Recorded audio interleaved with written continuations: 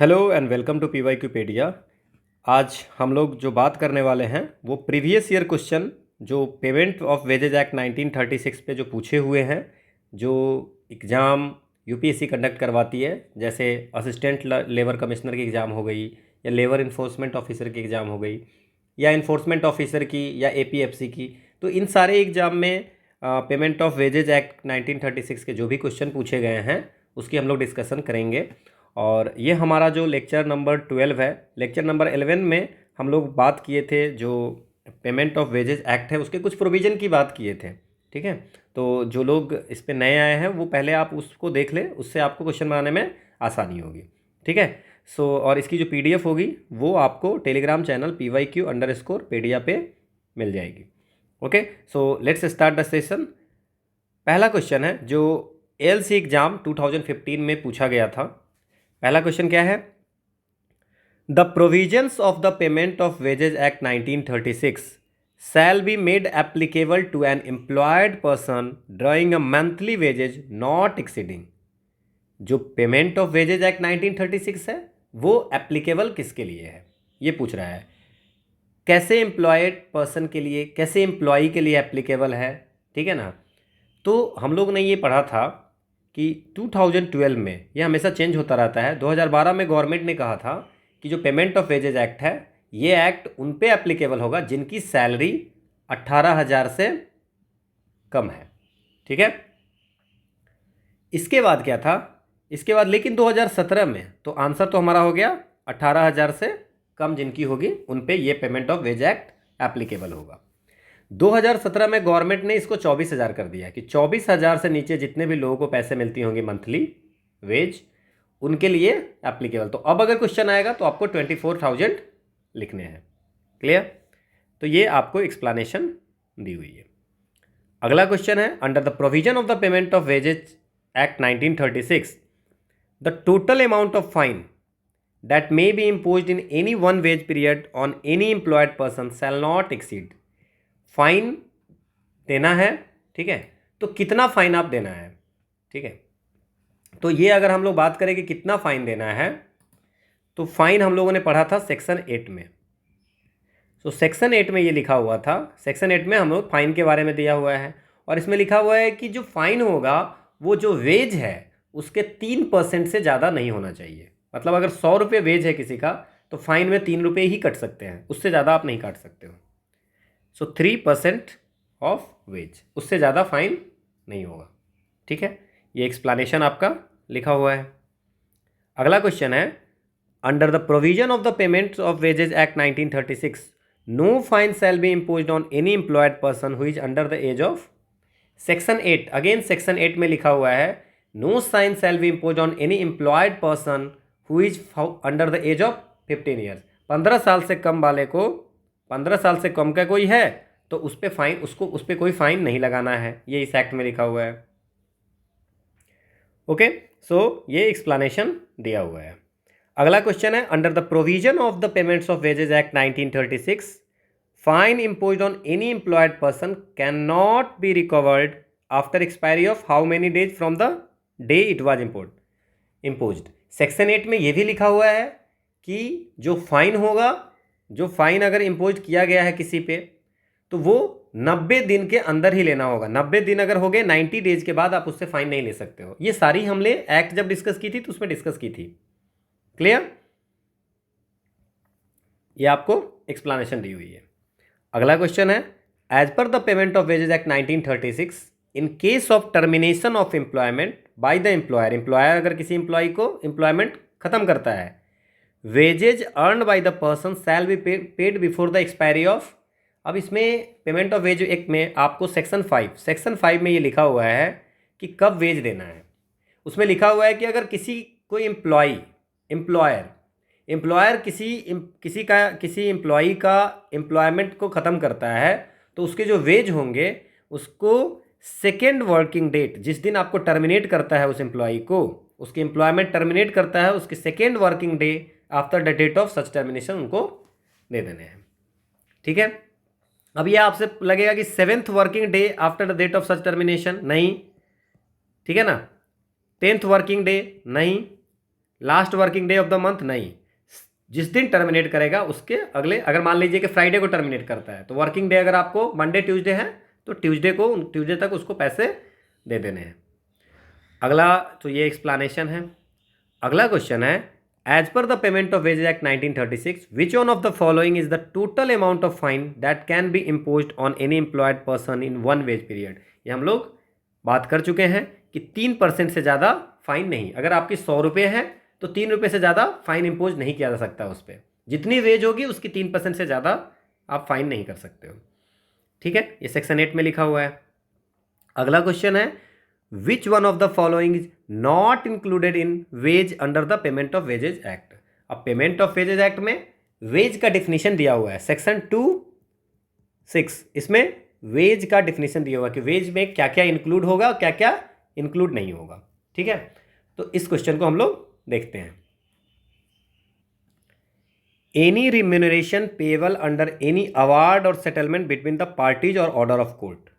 ठीक है, अगर कोर्ट कहता है, कोर्ट कोई अवार्ड का मतलब क्या हो गया, कोर्ट कोई डिसीजन देता है या कोई सेटलमेंट होता है और उसके ऑर्डर पे अगर कुछ पैसा पे करना है किसी एम्प्लॉय को, ठीक है, तो उसको वेज में इंक्लूड किया जाता है, उसको वेज में कंसीडर किया जाता है।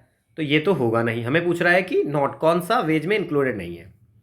इसके बाद क्या है, any sum paid to the employed person to defray special expenses entailed on him by the nature of his employment. ठीक है, एक ये हो गया।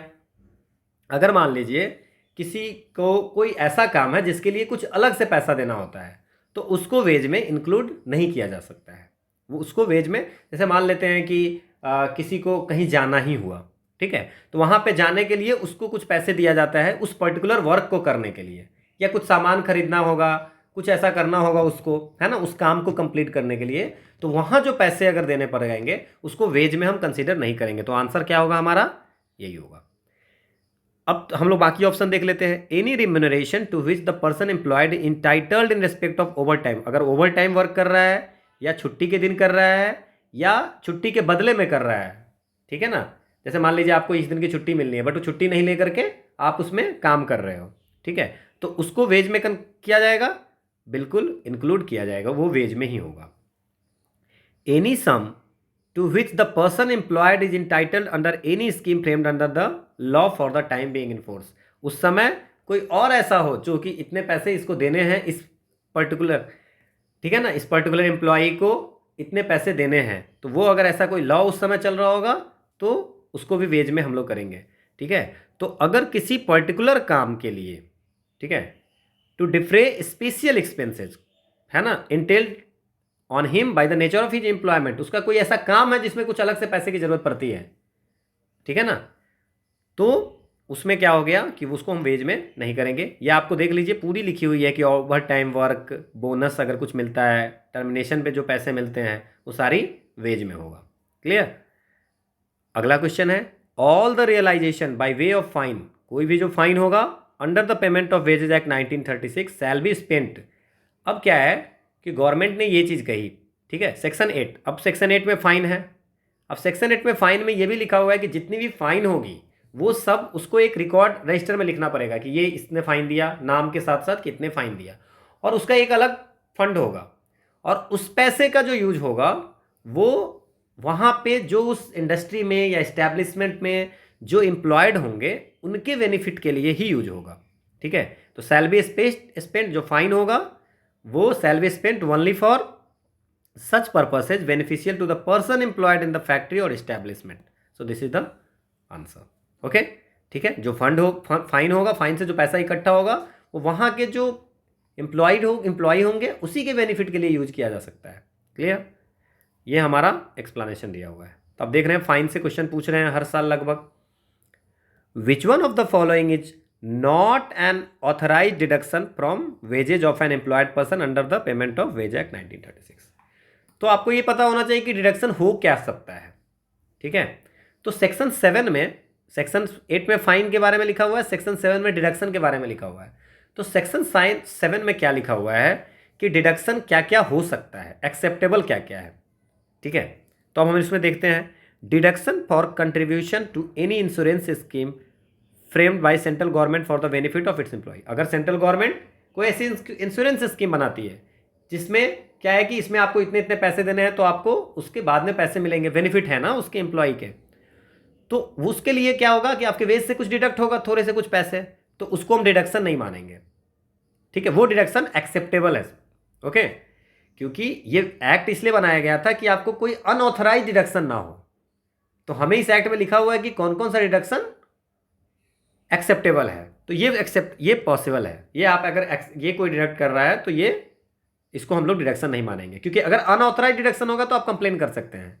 सो this is not a unauthorise deduction. Deduction of for damages और loss of goods expressly interested to the employed person for custody attributable to his neglect. मान लीजिए कि किसी एम्प्लॉय को कोई चीज़ दी गई है, कोई सामान दिया हुआ है उसके कि आपको काम करने के लिए उसको यूज करना है, उसको वो डैमेज करे या वो खो जाए, लॉस ऑफ गुड्स, ठीक है ना, तो उसके लिए उसको फाइन पैसे देने होंगे। ठीक है, क्योंकि उसके नेग्लेक्ट के कारण हुआ है, तो वो आपको वो पैसे कंपनी डिडक्ट कर सकती है। क्लियर? तो उसको हम डिडक्शन मानेंगे। Clear? Deduction of income tax payable by employee, अगर इनकम टैक्स पे कर रहा है तो वो कंपनी डिडक्ट कर सकती है उसके वेज से। तो ये तीन चीज़ें हैं, ये तीनों कर सकती है। अब क्या हमसे पूछ रहा है कि कौन सा नहीं कर सकता? Authorise deduction, not an authorise, these are the acceptable and authorise deduction.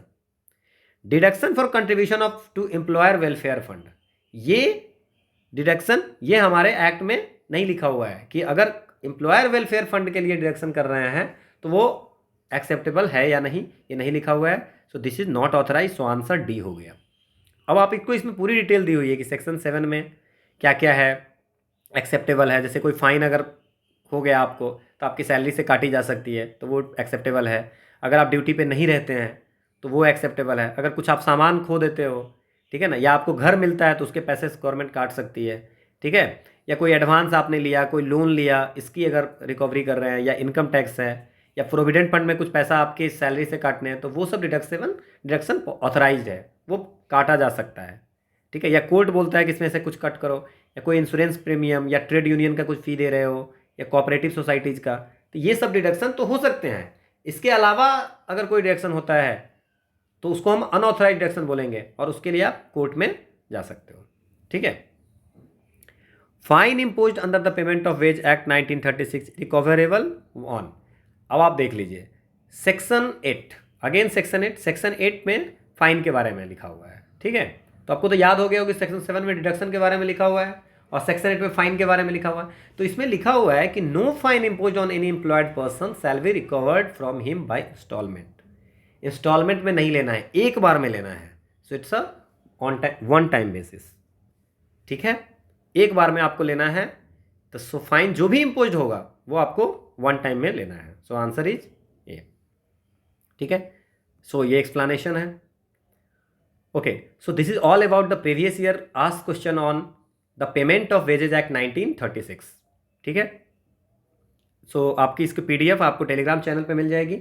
In next video we are going to cover minimum wages act, minimum wages act. जितने भी इंपॉर्टेंट हैं वो हम पहले कर रहे हैं, जिससे कि क्वेश्चन आए हैं पिछले कुछ सालों में। ठीक है, सो थैंक्स फॉर वॉचिंग।